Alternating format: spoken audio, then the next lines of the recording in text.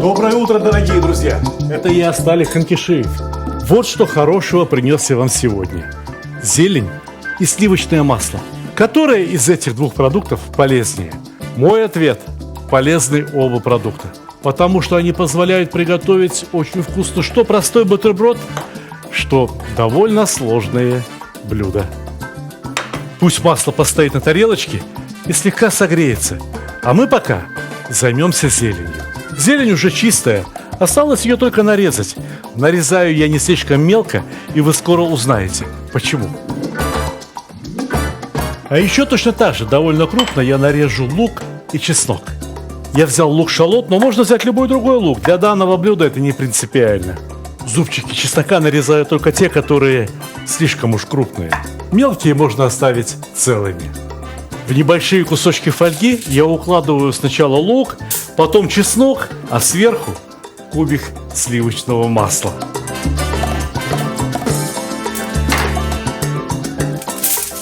Уголки фольги поднимаем кверху и сворачиваем нечто вроде хинкали. Понимаете? Эдакая хинкали из фольги.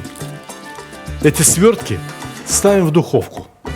Знаете, что сейчас произойдет, например, с чесноком? Чеснок приобретет тот вкус, аромат и консистенцию, каким он получается в плове, когда его готовят целой головкой. Лук слегка протомится, ну а масло растает. Все будет готово через 15 минут. 150 градусов в духовке. Этого времени как раз хватит для того, чтобы заняться грудью. Я имею в виду грудку индейки. Вы же меня очень часто просите: приготовьте что-нибудь из индюшатины. Вот и начинаем мастер-классы из индюшатины. Сегодня у нас индюшатина, фаршированная зеленью, луком, чесноком и немножко сливочным маслом. Кстати, как там масло? Приготовилось? Согрелось? Ароматизировалось? А ну-ка, заглянем. Пахнет замечательно. Вот сколько лет работаю на телевидении, веду кулинарные программы, столько лет и сокрушаюсь, что нет возможности передать по телевидению запах. Эй, вы там наверху, ну сделайте уже в конце концов что-нибудь, чтобы телезрители чувствовали те же самые ароматы, что и мы, находящиеся в студии. В принципе, конечно, лук и чеснок можно было бы припустить в сливочном масле и на сковороде. Но представляете себе, сколько возни. То и дело подходи, регулируй температуру, помешивай, а в духовку поставил и забыл. Духовка сама тебя позовет, разбудит, когда готово будет, потому что этот запах мертвого поднимет. Из всего этого я сделаю начинку. 6 грудок, следовательно, 3 чайные ложки без верха соли. Большая часть соли перейдет в грудку, просолит ее изнутри. От черного перца достаточно пол чайной ложки, потому что черный перец весь останется в начинке, как и куркума, которая, собственно говоря, необходима потому, что в этой начинке присутствует лук. Тоже примерно пол чайной ложечки. Аппарат, нажимаем кнопка.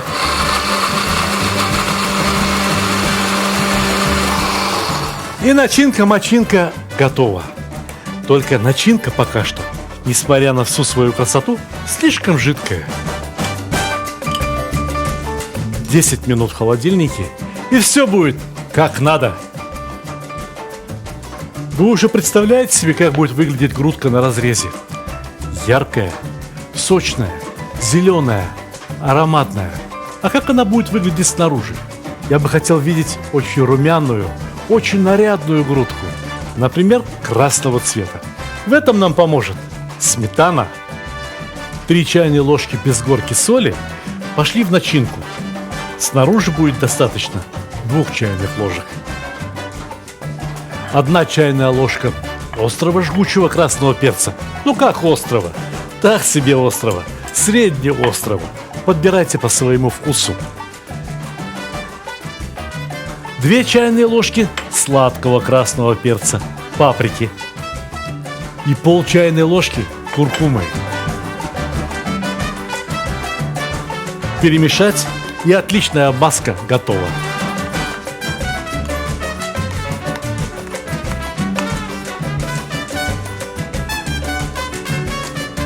Отлично, превосходно, возбуждает аппетит.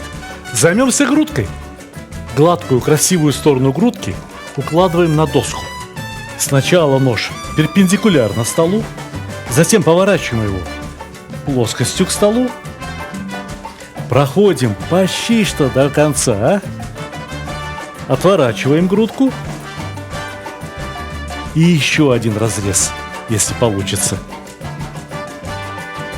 Вы понимаете, мы устраиваем в грудке как бы карман. Ну, чем шире карман, тем больше в него поместится. Только воздержитесь от соблазна обдевать грудку, потому что грудка и без того очень нежная. Вот и масса застыла. 10 минут в морозильнике, как я вам и говорил. Посмотрите, какая отличная консистенция. Его еще вполне можно намазать, но оно уже не течет. Начинаем фаршировать грудку. Все очень просто. Примерно так же, как намазываем масло на хлеб. Только здесь у нас масло и с чесноком, и с луком, и с очень ароматной зеленью. В центре будущего рулета начинки должно быть немного больше, а по краям немного меньше. Так она не вытечет, останется внутри грудки, пропитает ее. Сворачиваем, как было. Такого рода масло можно заготовить заранее. И не обязательно делать его именно с луком, чесноком и зеленью. Можно использовать и другие ингредиенты, например, тонко смолотые орехи, какие-то специи. Самое главное, масло выбрать хорошее, чтобы не было потом безумно жаль потраченные специи и индюшинную грудку. Если у вас возникнет идея использовать сырой лук и чеснок для начинки грудки, то подумайте, успеют ли они приготовиться внутри грудки. Ведь с грудкой можно приготовить все, что угодно. Но самое главное – не переготавливать ее. Вот грудка, вот обмазка, а вон там стоит сковородка. Когда мы будем жарить грудку, где останется обмазка? На сковородке? Вам ее не жаль? Например, мне настолько жаль обмазку, что я беру лист бумаги, обычной пекарской бумаги. И посмотрите, что мы сейчас сделаем. Во-первых, пару ложек обмазки под грудку.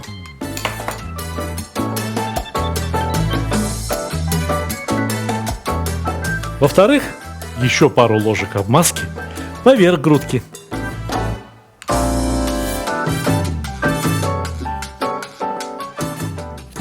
И заворачиваем.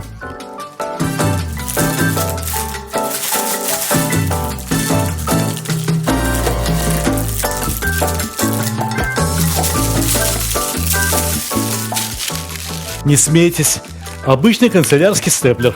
Я прошу вас, о скрепках волноваться не надо. Мы все равно распакуем грудку, прежде чем подавать ее на стол.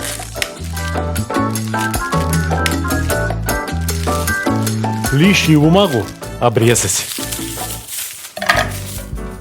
Вот число слоев бумаги должно быть равным. Неважно, будет их 2 или 3. Самое главное, чтобы грудка пропеклась одинаково. А теперь пару слов о пожарной безопасности. Бумага загорается при температуре 300-350 градусов. Внутри находятся очень сочные продукты. Индейка, начинка, сметана в качестве обмазки. Пока они не потеряют влагу, они не могут нагреться выше 100 градусов. Даже если поверхность слегка подсохнет, индейка нагреется максимум до 150-160 градусов. Это будет уже очень красная, очень румяная индейка. Для диетического продукта такой зажаристой корочки не надо. Но надо очень хорошо нагреть и сковородку, и крышку для приготовления цыплят табака. И сковородка горячая, и крышка горячая, как утюг. Выкладываем. Сколько грудок поместится одним разом? 2 или 3? Решайте сами. Прикрыть крышкой и подождать. Подождать буквально 4-5 минут, пока не зашкварчит и пока не пойдет запах.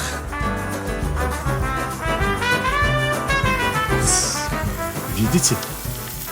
Слышите? И дымок пошел. И запах пошел, и шкварчать начало. Переворачиваем.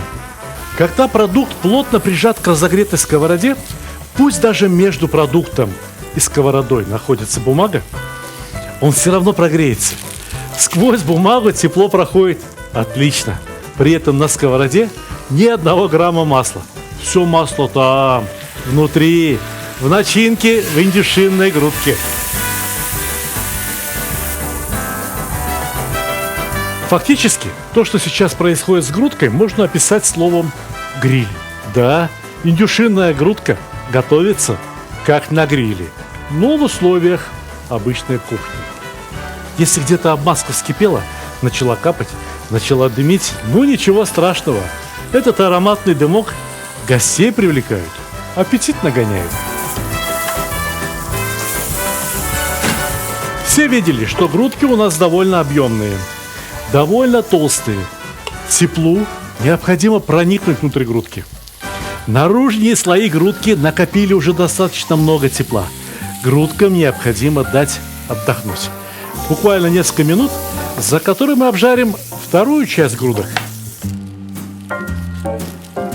И прижали. И подождать. Подождать, пока снова не зашкварчит, не зашипит и не начнет приятно пахнуть. Перевернем.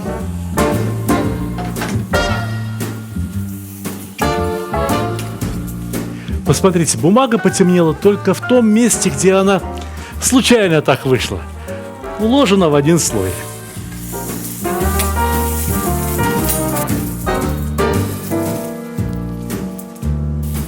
Хорошо зашкварчало, хорошо задымило, да и времени уже порядком прошло.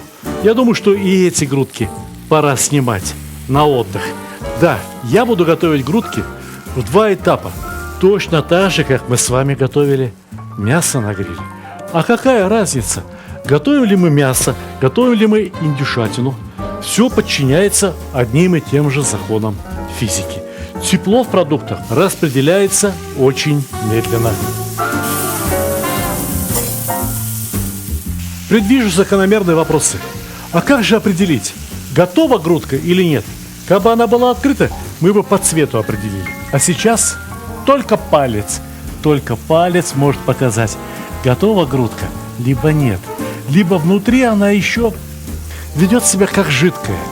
Значит, еще несколько минут. А вот это уже самое время переворачивать.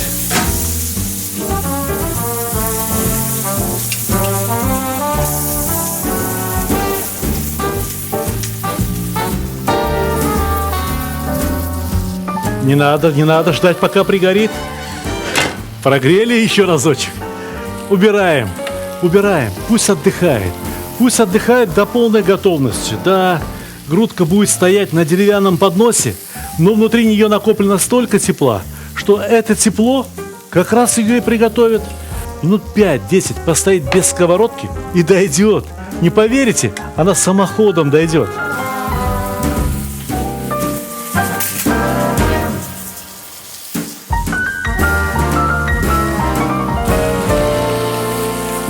Ух ты!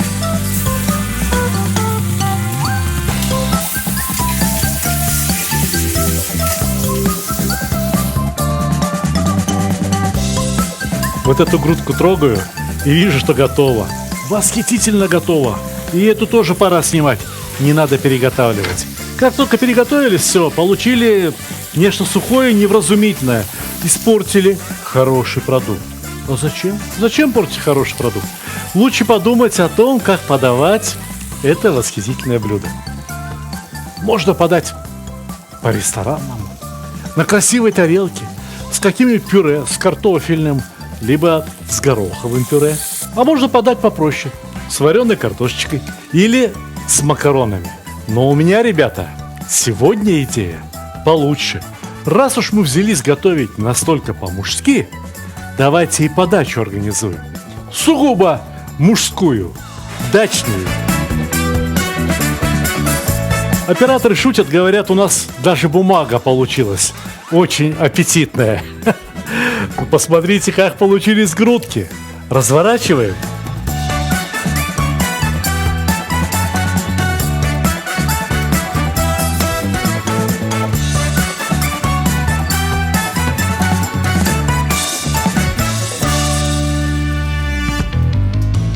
Знаете, я очень удивлюсь, если вы приготовите индюшиную грудку точно так, как я вас сегодня научил, а кто-нибудь попробует и скажет: ну, ел я грудку и повкуснее. Не ел, не может быть. Зависть говорит в нем, потому что из очень доступных, из самых обычных продуктов мы сегодня приготовили с вами восхитительное блюдо. Только вот что я вам скажу. Пахнет эта еда, она совершенно не подходит вот под эти прекрасные тарелки. Вообще вот эти скатерти, это все надо убирать. У меня здесь не случайно под скатертью лаваш припрятан, потому что это блюдо следовало бы подать в лаваше.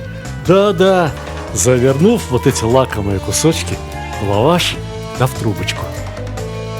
Только я вас прошу, вот к этому рулету никакой жареной картошки, никаких овощных салатов, потому что здесь все есть и все очень хорошо. Просто сворачивай вот такую трубочку аккуратно. Бери, половина тебе, половина мне. И приятного аппетита!